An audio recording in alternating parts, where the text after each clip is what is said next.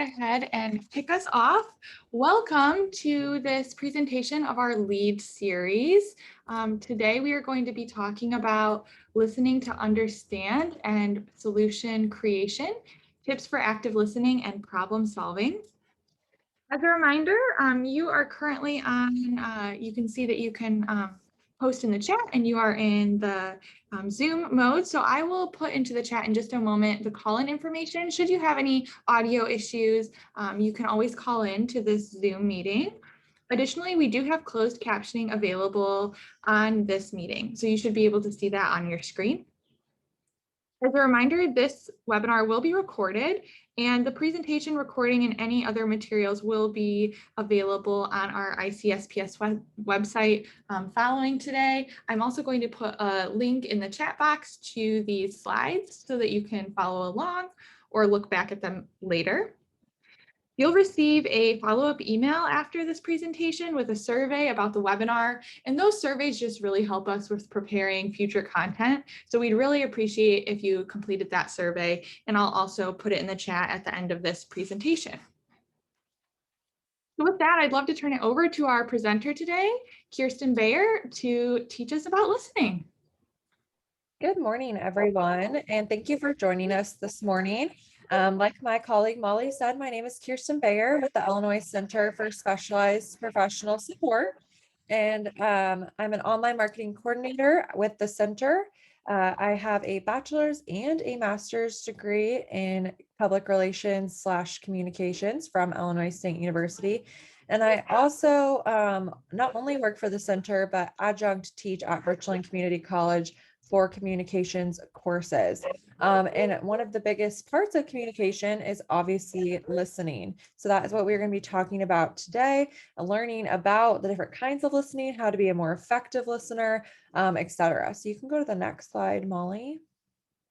And so really the agenda today is we're going to talk about the different types of listening, the difference between active listeners versus passive listeners, benefits to active listening in the workplace, the 3 A's of active listening, so kind of that application part of active listening, and then the art of listening in virtual teams, since we are all working virtually right now, and we are aware that your team doesn't have any current plans to go back into the office anytime soon, so we want to make sure we discuss listening in the virtual environment. And then we're going to do a listening activity together so we can test how good of listeners you are already. And maybe that can help you figure out what you need to work on or what we need to practice. And then we're going to talk about some action steps that you can take into the workplace after this training with you. So go ahead to the next slide, Molly. So first, we're going to start off with a poll. So Molly's going to put that up for us. Do you think we spend as people more of our waking time writing, reading, talking, listening, eating?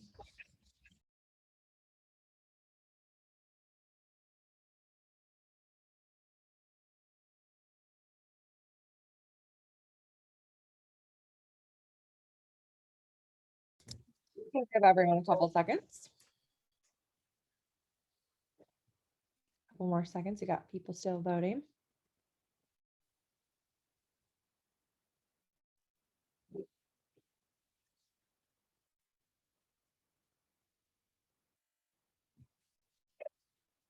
Okay, so Molly has into that poll and then share the results for us. So most of you said listening, which you would think that that is what we spend most of our waking time doing, right? Because this presentation is on listening.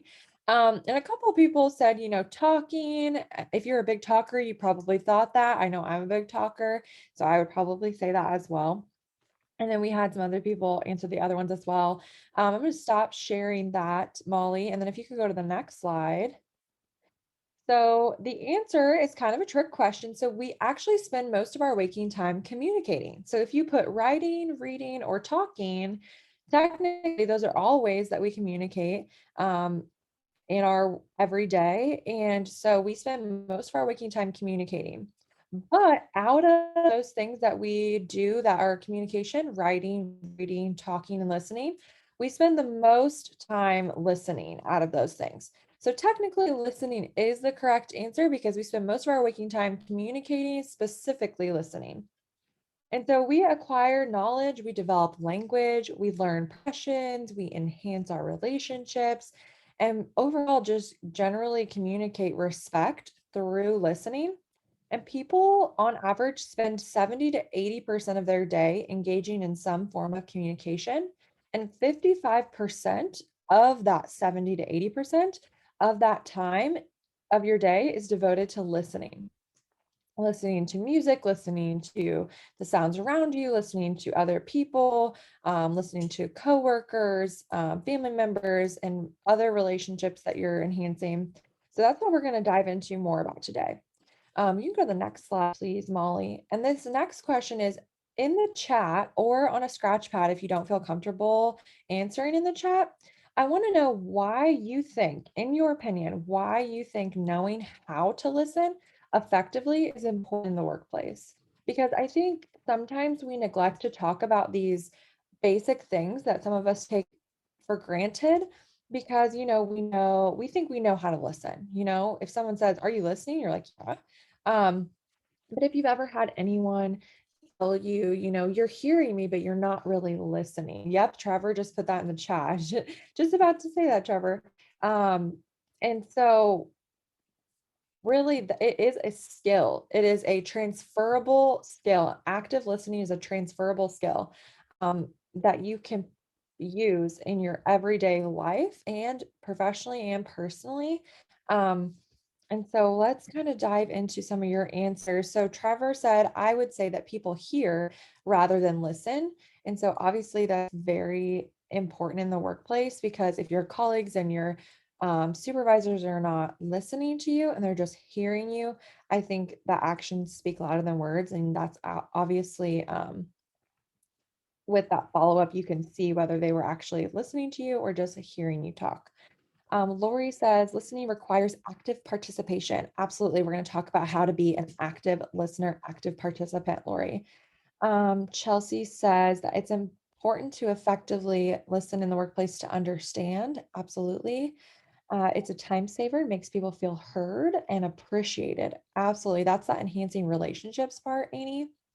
And then Lori said also to clarify, right? To clarify, to avoid those misunderstandings or potential conflicts, which we're going to talk about today too. Great. Thank you so much for participating. Go ahead to the next slide, Molly. So we're going to dive into the different types of listening. And so the three different types of listening is comprehensive, critical, and empathetic. And so comprehensive listening is when you're solely listening just to gain knowledge. There's a purpose. So for example, listening to this professional development session, the purpose is to learn, right? The purpose is to gain knowledge, and then not necessarily to go ahead and act on that knowledge during the listening, during this presentation, but taking that knowledge that you gain from that listening activity. So in our example from this professional development session, and then taking it one step further and actually acting on it and putting it into practice. The second type of listening is critical. This is where you're evaluating. So you're making judgments about what you're listening to or what you're hearing. And you might be, this is seen like with higher knowledge topics. So if you're watching the news or if you're listening to a podcast or even listening to this professional development session, you might be evaluating it or making judgments on based on what you're hearing. So you're not just listening to gain knowledge, but you're critically thinking about the information that's being presented to you and kind of, evaluating it and making your own, informing your own opinion on it. So we see this a lot with, the news or newspapers or controversial things that we see in our society. A lot of people tend to critically think about those and make their own opinions. They're not just absorbing the knowledge that people are presenting to them. And then we have empathetic listening, which is really that ability. And this is the biggest skill I think you can have in listening is to be an empathetic listener, is putting yourself in someone else's shoes. That ability to do that is seriously a skill. And I think it's very undervalued in the workplace and in society. If you have the ability to put yourself in someone else's shoes and lead with empathy in listening, and your actions, you are going to thrive in anything you do in life. because people are receptive and people are drawn to those that can show empathy. Um, so for example, if someone tells you at work that their dog dies, or, a family member is sick or they're sick, or good news, like a baby is born. I just had a brand new niece born in San Diego, and, all my coworkers are very excited for me, and they showed me, empathy and they showed me feelings by being excited for me. And so they were really listening to, my good news. So those types of things, making sure we're putting those types of listening and talking into practice in the workplace. So you can go to the next slide, please, Molly. So next we're going to talk about active listeners versus passive listeners. So passive listeners are like tape recorders, and I see this all the time with my students, and you probably see this all the time in work meetings, especially now that we're virtually. So passive listeners are those that they're like recorders. They just record the words. They really miss the intent, or they miss the underlying reason for the information. And so, if the speaker is providing a clear message, listeners will probably hear most of what is said, but passive listeners are often distracted. They're looking at their cell phone, they're working on their laptop, they're going over a to do list in their head. So, they're doing some sort of activity which pulls them away from the speaker. And I think that's definitely harder to do now that we're in the virtual world, because the virtual workplace is all about multitasking, right? So you might even be multitasking as you're listening to this professional development session right now. I hope you're not. I hope you're active listening and not passive listening, but that's definitely harder to do, right? Because we feel this pressure to multitask, and we feel this need to be doing multiple things at once. Even though, we're on a meeting, well, I also need to be checking my email. Even though we're on a meeting, oh, well, I just got a text from my kid. And sometimes those things are warranted, right? We have to become passive listeners for maybe a portion of the meeting or a portion of the workday, as we're trying to get multiple things done. But it's important to be able to navigate what are those things that we really need to hone in on and be active listeners and actively participate and make that conscious effort, because you can lead a horse to water, but you can't make them drink it, as we like to say in our office all the time. And, I can teach you all about how to be an active listener, but it's really up to you, individual responsibility, to make sure you're engaging and being that active participant in your workplace and in your work setting. And so that brings me to active listeners, which are people who really engage with the speaker. And so they do this through nonverbal cues, such as eye contact. They restate or paraphrase what they heard back to the speaker to confirm their understandings of the information. The speaker acknowledges it, and then the listener repeats that cycle as new information is reduced. Also, active listeners typically ask questions or clarification of items. And so that really does communicate to the speaker that they are listening to what that speaker has to say. And if you go to the next slide, we're going to dive more into active listening. And so, psychologists Carl Rogers and Richard Varson in 1957, in a paper titled Active Listening, they were the ones who first coined the term active listening. And they wrote, active listening is an important way to bring about changes in people. They indicate how clinical and research evidence clearly shows it as one of the most effective agents for individual personality change and for group development. And also how active listening brings changes in people's attitudes toward themselves and others, which shaping their basic values and personal philosophy. So that ability to be an active listener, excuse me, is really that skill, and it strives for individual personality change and for group development within the workplace. Um, so I thought that was really great to go ahead and clearly define what active listening is. So if you want to go to the next slide, Molly, we're going to talk about the benefits to active listening in the workplace. Thank you. So one of the main benefits to active listening in the workplace is really building trust. If you want to build trust with your coworkers, or if you're a man in a management position and you want to build trust with your employees, be a good listener. Being a good listener builds relationships, and active listening can help establish trust. It can help build rapport and effective communication among coworkers. And so typically we see that you and your employees, or you and your coworkers, are typically happy when you meet each other's respective goals. And so, for example, for an employer, it's usually the organizational success. And for the employees, it is the tasks and objectives that they are assigned to complete. So therefore, it's very vital in the workplace to have trust in each other for a healthy work experience, and how we build that trust is by being an active listener.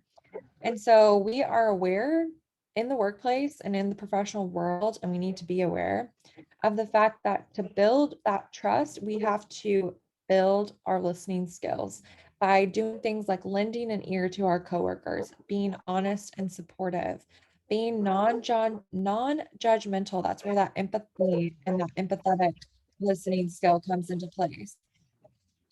To have healthy communication, and to take these points, one must have an understanding which can be developed by active listening. And this will help align our words and actions and help build that trust and help build those work relationships. Can you go to the next slide, please, Molly? And then the next benefit to active listening in the workplace is really productivity. And obviously, listening correlates to productivity, right? Because if you're listening and you're communicating with your coworkers, that's going to heighten our productivity. And active listening specifically has countless benefits when it comes to employee productivity. When higher management does not hear the employees' views and ideas, and we probably all experience this once in our life, right? When those people who are in a higher ranking or higher management or higher standing than you don't listen to your views and ideas, it really does just negate from your relationships, and it fuels employees' resentment and lowers productivity. And so proper feedback and actively considering the employees' views and ideas are vital for a healthy workplace and performance from your employees and from your coworkers. And so having said that, it is also important to assure that the internal communication is solid. Only then can we really develop a culture of mutual trust and understanding. It's always a two-way process. This listening is always a two-way process, but from both a coworker perspective and from a management and employee setting as well.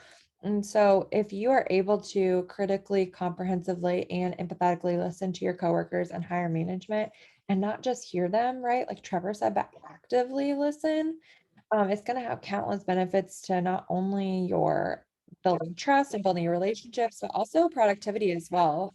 I don't know if any of you feel like this, but if I don't feel like I'm being heard in the workplace, I'm just so much less motivated. But when I do feel like, I'm being appreciated and my work is valued and my coworkers appreciate me and they actually care about me as not only a coworker, but as a person, I feel a lot more dedicated, a lot more motivated to do my job and do it the way that I really want to, right? And so we can help instill those things in our employees and in our coworkers by being active listeners. If you go to the next slide, please, Molly. The next benefit is resolving conflicts and reducing misunderstanding. So we kind of said that in our debrief from our chat discussion activity. So obviously, if you are able to effectively listen, you are going to be more able and more prone to resolve conflicts and reduce misunderstanding, especially if you really hone in on that empathetic listening part um, of listening. And so conflicts and mishaps are, I mean, they're really just inevitable in the workplace. There's always going to be misunderstandings, thoughts that are misconstrued, intentions from our coworkers and bosses that are potentially misconstrued as well. And, we're all human. So sometimes, especially in the virtual world, I feel like when we're mainly communicating via email or, even text message or Teams, it's hard to sometimes interpret what people's nonverbals are, what their voice is like. And so sometimes we take those words in the incorrect way or in the incorrect tone, and that can be detrimental to our workplace culture and our employee relationships and our coworker relationships that we have. And so being able to effectively listen helps resolve those conflicts and when they do arise, and also it helps reduce that misunderstanding from the get-go. The reasons for any kind of minor understanding or maybe even a major debacle at work, it's typically because people are not listening, right? They're just hearing. If even that, sometimes you could argue.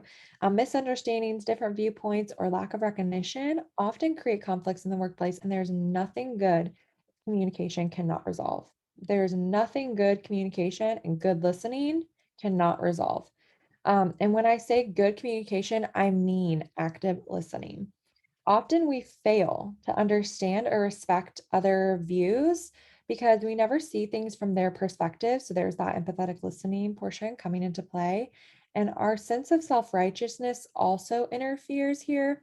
So being able to listen helps in recognizing others' perspectives and feelings and really helps us appreciate them as coworkers and again as people. And this not only helps in resolving conflicts, but it also helps foster that culture of mutual respect and understanding. And so that helps with resolving conflicts and reducing misunderstandings because if your coworkers and your employees or higher ups feel, just the people you work with in general, right?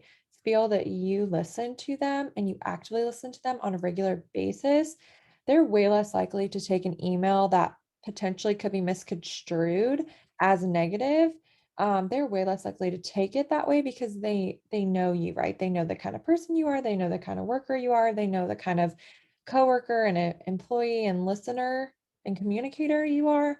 And so you've projected that throughout your time at the workplace, and so that can really help resolve conflicts and reduce misunderstandings. You can go to the next slide, please, Molly. So benefits to active listening in the workplace. Another benefit is strong work relationships. So we've kind of touched on this a little bit, but if you listen to understand, not to respond. So we listened to this speaker. We went to a virtual conference, and Molly, maybe you remember what it was called. I don't remember, but it was earlier this year, like February-ish, and it was virtual, and they had an amazing keynote. And she said that one of the things that she does actively in the workplace as she's managing her employees is she listens to understand and not to respond. And that is something that she's fostered within her culture. And so when people are in meetings with her, it's really interesting to me. When people are in meetings with her, she said that she will listen to their presentation and then she'll tell them prior to the presentation, just to let you know, when you stop talking, I might not jump in and start talking right away. I might take a minute to really think about that because when I'm listening to you, I'm not listening to respond to you right away. I'm listening to understand. And I think often we do that in our relationships, in our lives, in our workplace. We listen to respond, right? When you're listening to someone, even as you're listening to this presentation, you're probably thinking, like, what do I think about this? And how do I respond to this? And you're not really just listening.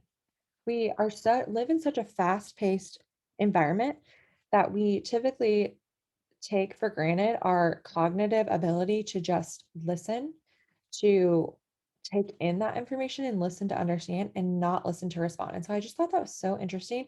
And she said sometimes it makes people nervous because they will present to her and then she'll just be quiet for a couple minutes as she's understanding and thinking and comprehending the information that they presented.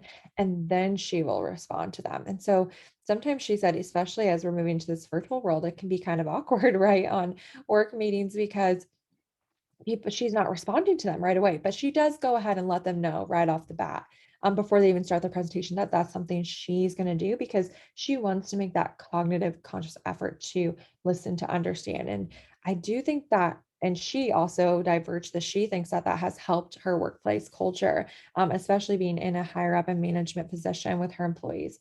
And so it's really important to form those healthy working relationships in the workplace for healthy work experience.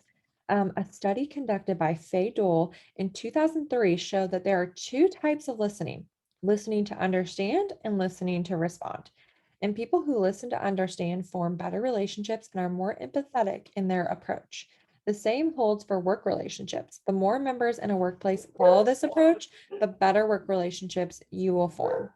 Go to the next slide, please, Molly. The next benefit to active listening in the workplace is self-empowerment, which I love this benefit. Self-empowerment helps you build your confidence and let go of your agendas, let go of that pride that, or our self biases that most of us hold. And sometimes that can be hard, right? It depends on the day, honestly, for me. But when you practice active listening and understand what is beneficial for you in the workplace, you will expand your perspective in that direction and empower yourself. You can become more aware of your work environment and you can communicate with your peers and members of the organization with much more ease and much more confidence if you take it upon yourself to become an active listener and really hone in on that skill. If you make the conscious cognitive effort, I'm not saying you have to go attend a bunch of more training, all that. We're going to provide you with some great resources where you can practice active listening at the end of this presentation, some online tools for you. But just, before you go into a meeting, thinking, what am I going to do in this meeting to make sure I'm an active listener, I'm actively participating.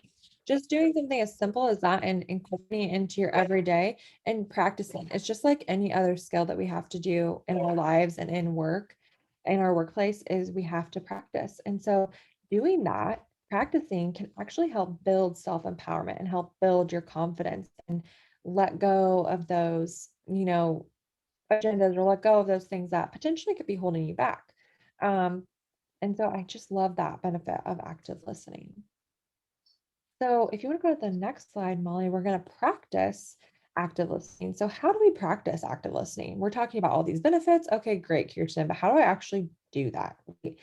Um, First step is to pay attention. I know that's so much easier said than done, but to make that conscious effort to pay attention by making eye contact, giving the speaker your full attention. If you're virtual, making the effort to turn your camera on. I know that sometimes in the virtual, we just have those days where we're just like, I cannot have my camera on today. But making that effort on a regular basis to have your camera on if you're working in the virtual workplace. Um, Avoid the distraction of thinking about what you will say next. That's that listen to understand and not to respond portion of paying attention, right? Use your body language. So as we move out of the pandemic, right, and we're going back into the virtual world, or even as you turn your cameras on in the virtual world, you can use your body language to show that you're listening. The speaker is likely reading your body language just as you should be reading theirs. Make sure your posture is open and inviting, and make sure you're using facial expressions, nodding occasionally. Things like that show that you are active listening. Also, seek to understand. Seek to understand what the speaker is saying by reflecting on that information, and then paraphrase what you heard and ask questions to clarify any points you may not fully understand. Always remember that if you do have a question, someone else in the group probably has the question as well. So don't be afraid to speak up. Also, this is something that I really, really struggle with in the workplace and in my personal life, because I have a really hard time, and that's something that I need to work on too. I'm learning with you guys to listen to understand and not listen to respond, because I almost always want to interrupt the speaker, right? As soon as I have a thought, I want to get it out. I don't want to forget my thought. So, have a notepad next to you, write it down. And that's something that I've started to do is I start writing down my questions or start writing down, little bullet points of like, oh, don't forget to ask this or say this or contribute this when that speaker is done. So don't interrupt the speaker. Hold any questions you have until they have finished each point or until they prompt you. And don't try to take perfect notes, right? Like I said, bullet points. Write down keywords or phrases, underline, highlight, get all the tools you need where you have questions or need clarification. And then take a moment later, maybe in your workday, to fill out those notes, maybe wrap them up a little bit more, fill them in with more details, etc. And then respond appropriately. So be honest, but state your own opinions respectively without attacking the speaker. And so that can be all of those ways are how we practice and how we put into practice active listening. So the next slide, please, Molly, is we're going to learn about the 3 A's of active listening. And I love this quote by Bernard Baruch. Most of the successful people I've known are the ones who do more listening than talking. And I think that holds true in the workplace and in our personal lives as well. And so the 3 A's of active listening is first, attitude. So attitude is a feeling of emotion that comes from understanding that we must be respectful towards what others say about a fact or a state, and also understanding that we can learn something new from others, even if we have strong beliefs or feelings prior to the topic. So that's where that empathetic listening comes into place. And I think as in the world that we live in, there's so much controversy, even in the workplace, even in our workplace relationships, right? And so understanding that you can learn something new from others, even if you have strong beliefs or feelings prior to the topic, you can still learn something new from your coworkers. And when we take that attitude, we take that conscious attitude that's in all of our controls to respect everyone, we tend to look beyond our preconceived notions and become better listeners. That's where that attitude comes into play. And then the next slide, please, Molly, is attention. So the three A's of active listening, the second one is attention. And this quote from Bryant McGill, one of the most sincere forms of respect is actually listening to what another has to say. So if you want to show your boss or a coworker, you want to impress them that you respect them, you should learn how to actively listen and really hone in on that skill because it is one of the most sincere forms of respect. And so to be a good listener, we must have good attention. It's a lot easier said than done. I am aware, but it's something we can cognitively practice. But many of us have less attention span or we tend to distract away easily. And so, if that is the case, if you know that about yourself, you have to practice an exercise to help hold your attention to the speaker. Maybe you can do some mind games or puzzles that keep your attention, and that's a great place to start. And we have some tools for those at the end of this presentation. But mediation is also, or meditation, not mediation, I apologize. Meditation is one more important tool that you can help to try to retain your focus and keep your full attention. And another way to practice kind of similar to meditation. So, if you're not familiar with meditation, it's basically the ideal that you clear your mind, right? And when your mind goes to that thought, you start at the beginning. So, it's kind of like you clear your mind, you try not to think about anything at all, which is a lot easier said than done.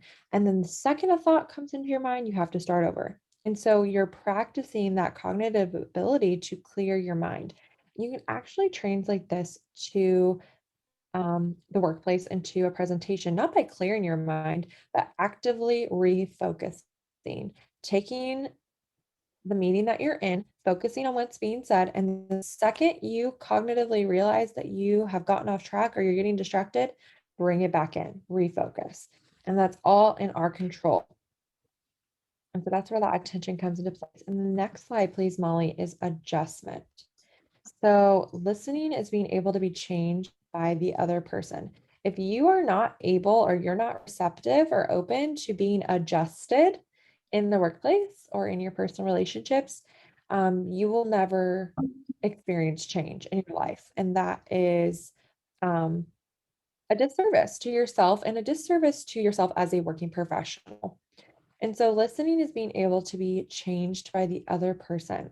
And adjustment and listening is nothing but keeping an open mind. That's all I'm talking about, is just keeping an open mind to follow what the speaker conveys, even if that is difficult for you to grasp or if it holds no meaning to you, which I think sometimes we're just like, why does this matter what the speaker is saying?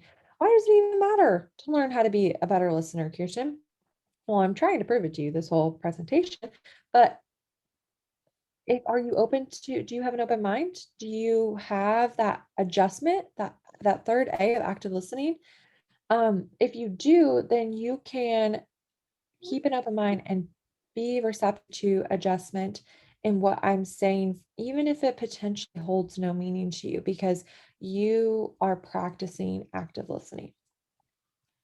Often we listen to great leaders speaking about business, life in general. Maybe you've attended some virtual conferences. Maybe you attended the WEO Summit that we just had recently in April. And if the topic of discussion steers in a monotonous direction, or you drift off, we tend not to adjust, but we tend to daydream, right?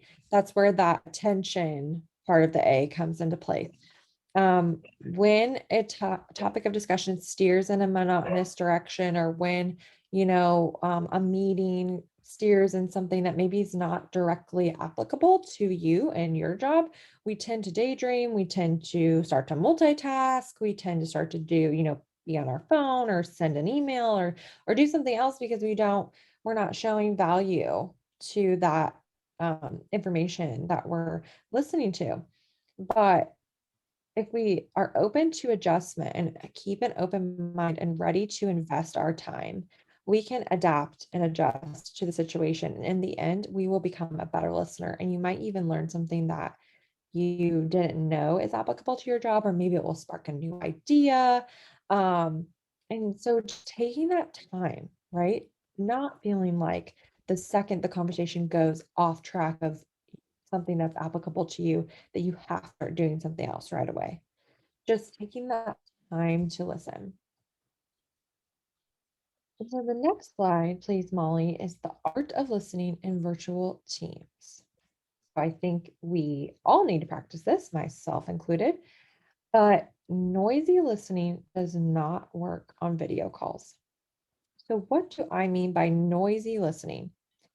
Well, surely listening is quiet, right? Like if you're listening, how can you be noisy? You might be asking me, right? Doesn't the speaker talk and the listener just is quiet? Well, no. People who have developed excellent face-to-face listening skills have learned to use small, encouraging noises like uh-huh, or maybe you say or you are making little listening noises to keep the conversation going, to keep other people talking. And these noises tell the speaker that the listener is still with them. And they work beautifully. They work amazingly in face-to-face conversation. We're not face-to-face right now, are we?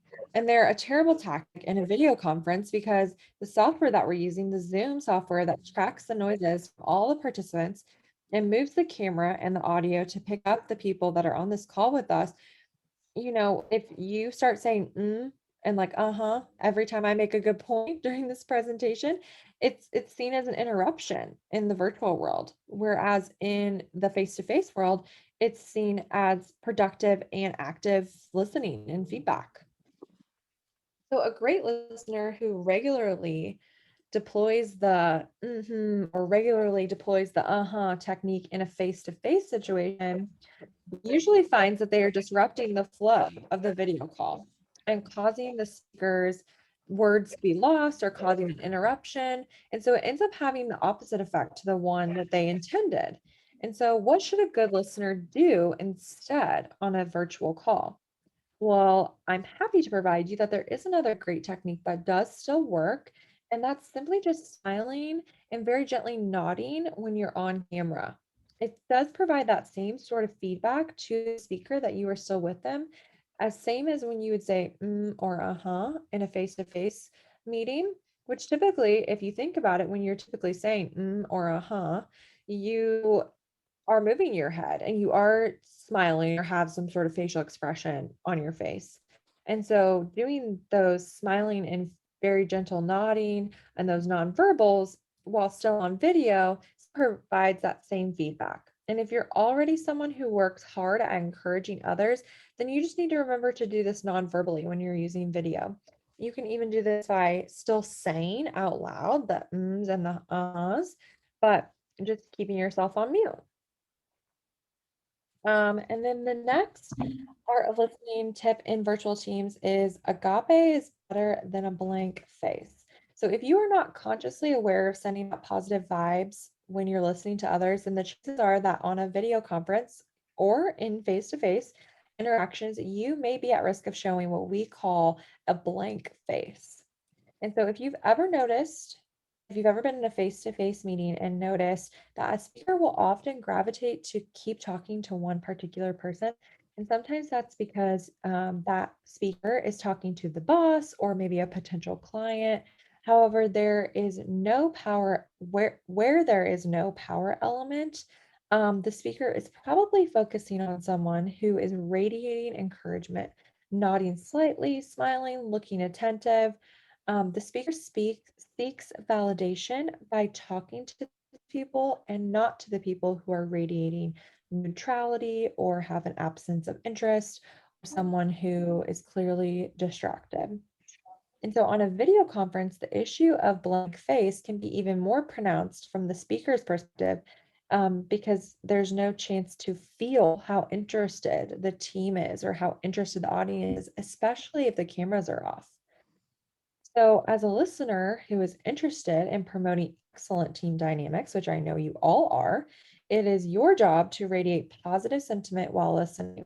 If you're of a classical inclination, look up the 6 words that Greeks used for different forms of love and try to feel that feeling of agape and the general sense of love for everyone. In any case, basically, what I'm trying to get across is make an effort to relax and soften your face and feel good thoughts about that person or about that team, because you might not feel like it's directly impacting the speaker, but I promise you it is. People gravitate towards others who are positive. People gravitate towards that positive encouragement, those positive nonverbals. People gravitate towards others who are radiating that positive entity and that feeling. And just those positive vibes. And we need to be more aware of how that affects our speakers and our coworkers and people that we're listening to, even just on a one-on-one conversation. The next is to pick a strategy to stay focused, which I know we talked about this before. It can be very difficult to do this in the virtual workplace. So for a person who actively wants to listen well, the first step is to give up the foolish idea that you can maintain concentration levels while multitasking. If you think you can be on this professional development session and also responding to emails and paying attention to both, you are fooling yourself.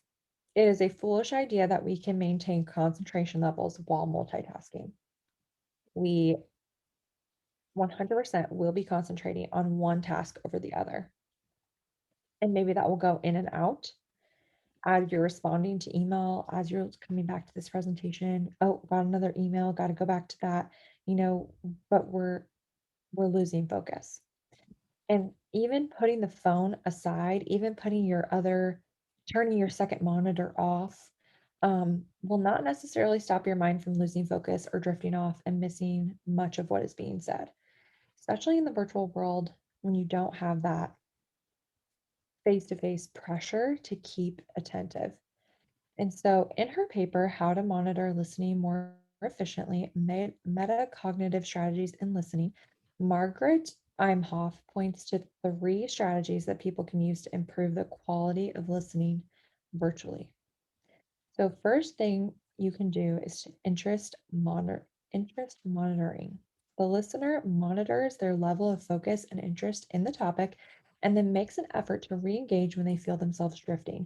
So that's kind of what I was talking about earlier, right? When I was kind of applying it to meditation.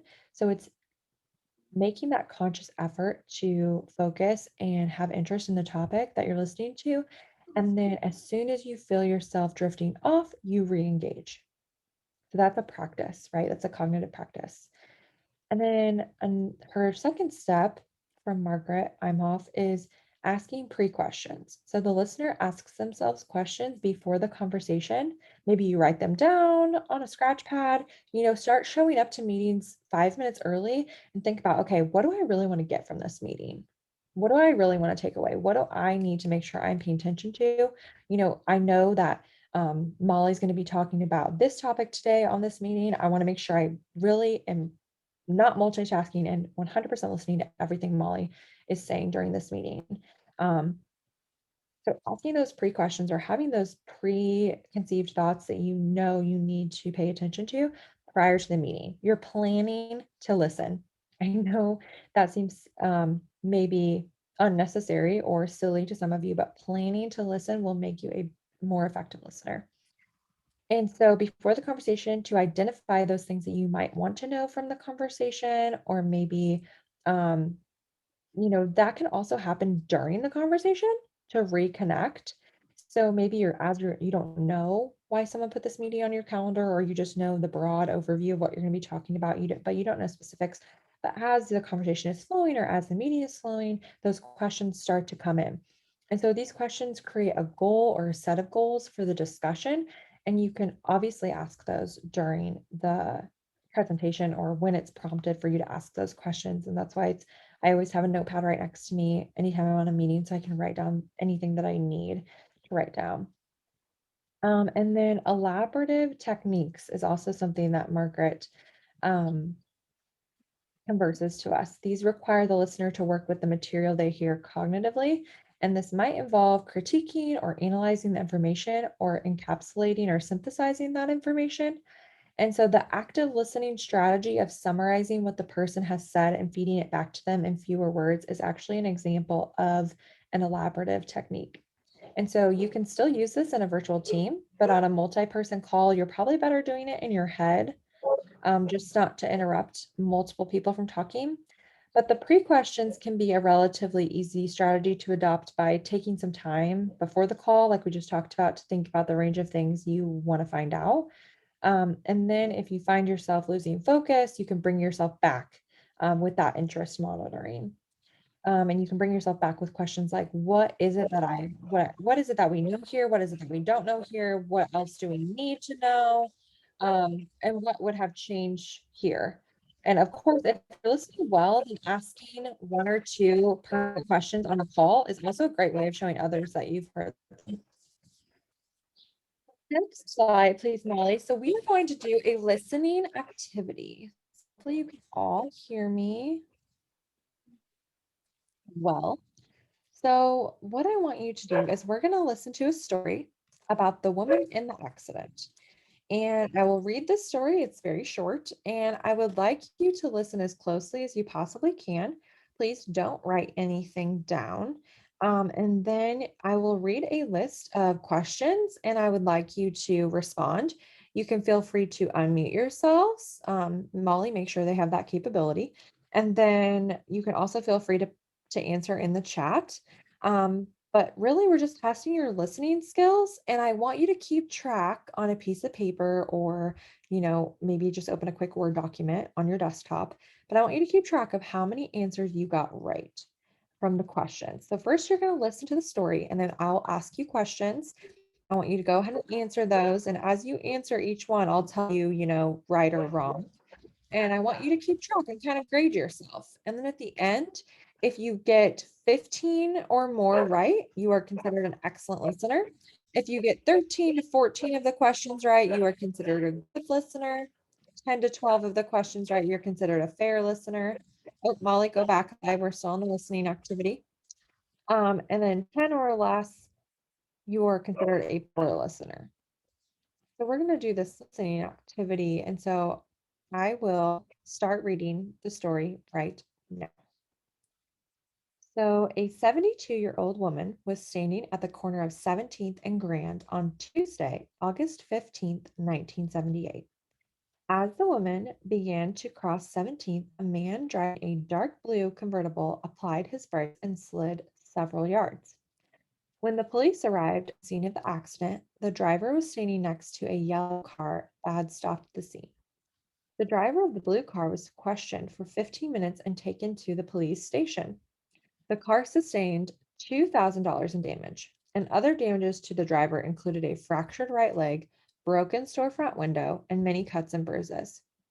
The policeman who reported to the scene said that the man was given $25 fine for not yielding the right of way to a pedestrian. And the woman was taken to Memorial Hospital in Los Angeles and was released. So my first question to you all is, what was the woman's age?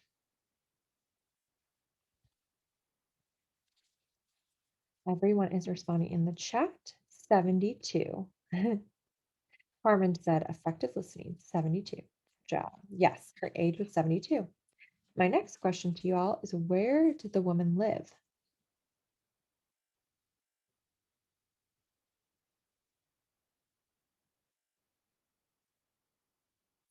We have people saying 17th and Grand. We have some saying Los Angeles. So actually, the woman, where she lived, was not given. Trick question. Where the woman lived was not given. The Los Angeles and 17th and Grand, those are all different questions of where the accident took place, and where she went to the hospital at was Los Angeles. So those are probably why those stuck out in your mind. but it actually was not given where she lived. Can anyone tell me what happened to the woman in the accident? Did she suffer any injuries or, where was she taken? So what happened to her in the accident?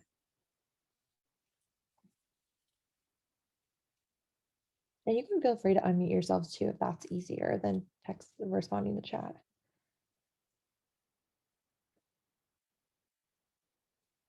So Lisa was right. She was taken to the hospital and she was released. Her injuries were not given. So Lisa Schwab, you have it right. And so she was just taken to the hospital and released. That is the answer. The next question is, what color was the man's car?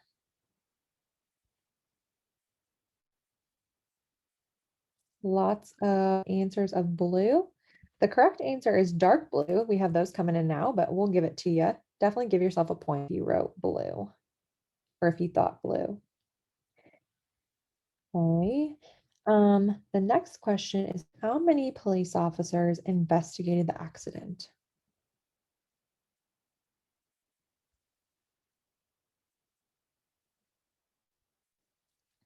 Annie says at least one, Lori says one, Carmen says two, Olivia one. Lots of ones coming in. So the answer is actually two or more. So Carmen got it, two. Annie, I would give it to you too because you said at least one. But when in the story, it never says a specific number, but it does say policemen, as in plural. So MEN. The next question is, what color was the car that the man stood next to? Everyone is saying yellow, and that is correct. So give yourself a point if you said yellow. The next question is, when did the police arrive? What time or what time of day?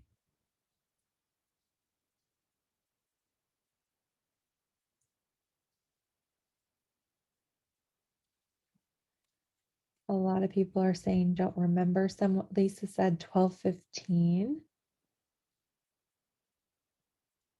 So this was a trick question because when did the police arrive? It was not given. So Carmen, I guess I would give that to you because you said you don't remember because it was never given. So that was a trick question. That was never given when the police arrived to the scene of the accident. Can anyone tell me monetary, how much damage was done to the car? So monetarily, how much damage was done to the car? 2K, 2000, 2000, those are all coming in as answers. Yes, that is correct. So if you put 2000, give yourself a point.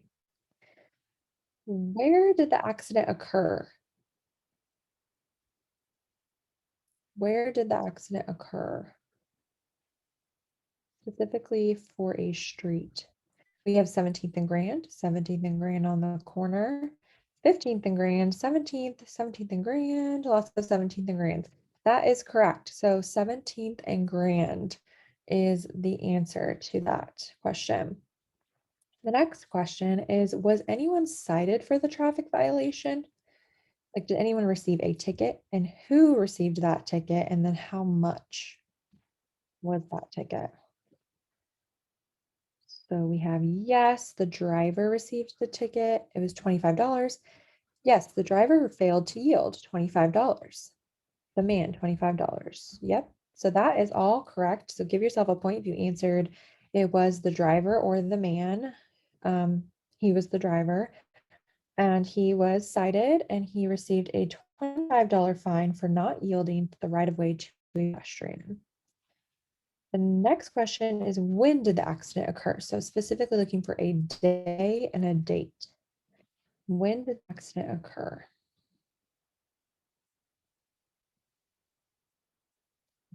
So we have 1978 as the year, August 17th.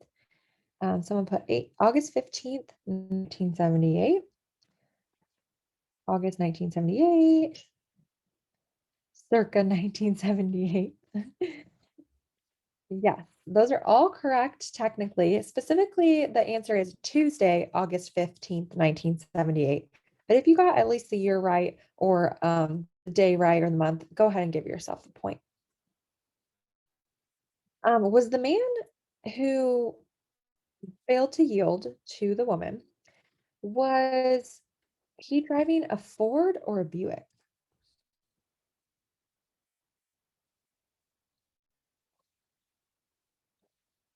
Yes, you guys are catching on to these trick questions. Everyone is saying that they did not say, do not recall, it wasn't given. Good job. That was not given in the story. So great listening. The next question was, how long was the man questioned for? How many minutes? Carmen says 15 minutes. Olivia, Katrina, Lori, you all say 15. You are correct. 15 minutes. The man was questioned for 15 minutes. What hospital was the woman taken to? What was the hospital's name? Memorial something? Memorial, didn't say. These are all answers coming in. Memorial, yes. So Memorial Hospital in Los Angeles. Yep, Chelsea got it perfectly right. Memorial Hospital of Los Angeles. That was the correct answer. And then one more. When was the woman released from the hospital? When?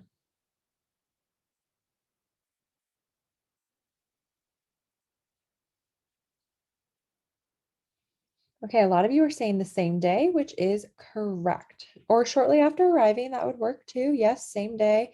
Yep, so she was released. Um, Same day, right away. Yes, those are all correct technically. So go ahead and give yourself a point if you answered same day, right away, shortly after she arrived. All of those are correct. So now let's grade. So there was 15 questions. So if you got 15 or more right, you are an excellent listener. So if you got every single one right, you're an excellent listener, which I don't know, I doubt you did, right? It's also testing your short-term memory too, not just your listening skills. But if you got 13 or above, right, you're a good listener.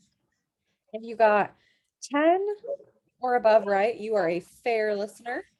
And if you got less than 10, you are considered a poor listener.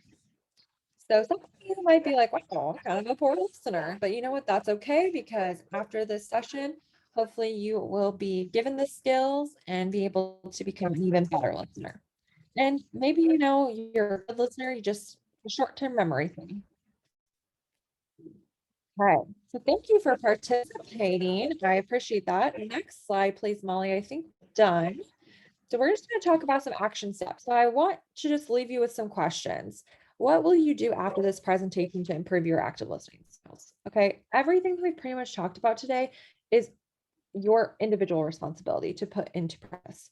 And so what will you do after this presentation to improve your active listening skills? And also, are there ways you can become a better critical, empathetic, or comprehensive listener by utilizing some of the tools that we learned today, or maybe just some of the thoughts that we learned today? So hopefully you can ponder on that and actually take some of those action steps. Next slide, Molly, is just some resources, I believe. Yeah, so you can download this presentation slide. Molly put it in the chat, and then also you can find it on our OET website on webpage on our website. Molly can put the website in the chat for you, our ICSPS website, please, Molly. And articles. We have some articles for you to read. We have some podcasts and also some training tools. So these training tools are really cool. I do want to talk about a couple of them. So the one that I want to talk about is this Listen Notes. It's really cool. It's a podcast search engine, and you can actually practice listening with podcasts. And you can create like playlists of podcasts on here, and all the podcasts are free on here. So if you don't want to pay for them, and most of the podcasts are authentic. You can search by like a topic area, and they're mostly professional related and workplace related too. So it's definitely, I love listening to podcasts, and I know Molly does too. So that's a really cool training tool that you can practice your active listening skills. while not necessarily being in a meeting by listening to a podcast. And then we have Accent Rosie. I really liked this tool because it's a great app for any of you because it connects to your Facebook if you have a Facebook. And it's simple and it's free and it works with Facebook Messenger. And what it does is it sends you like short video clips through your Facebook Messenger. And then you have to listen to the audio clip and write down what you hear. And then you like send it back to them in Messenger what you heard. And then they can send the answer back to you and you get instant feedback on like how much you got correct from the video. So it kind of helps you work on developing those listening skills and short-term memory skills as well. So I really liked that one. And then it is 10 a.m. We are done. I apologize. We ran a little over. I didn't have quite enough time for questions. But if you want to stay on, if you're able to stay on, feel free to ask questions. Me and Molly can stay on for a couple minutes here. But if not, thank you so much for listening today. Molly, you can go to the next slide because it's just the question slide. I really do appreciate you attending and listening to me, and hopefully you were able to actively listen. And we're excited about these trainings. Please feel free to check out any of the lead series OET trainings on our website. We thank you, Mark. Mark says, thank you, appreciate ICC. I can't even say my own center's name. It is kind of a mouthful. ICSPS's continued support in providing these monthly sessions. Awesome. We do have one more session planned in June, and we are excited to present that to you. Our director, Amy Julian, will be presenting that one. So make sure you go ahead and register for that. It is on the website, so go ahead and register for that one. And please feel free to ask any questions. And thank you very much. You all have a great rest of your Friday and have a great weekend. And Molly, we'll just stay on here for a couple more minutes just in case anyone has any questions. Okay, great. Lots of thank yous. So I don't see any questions coming through. All right. So it looks like everyone's logging off. So we will log off too. Thank you, everyone. Have a great rest of your Friday. Bye-bye.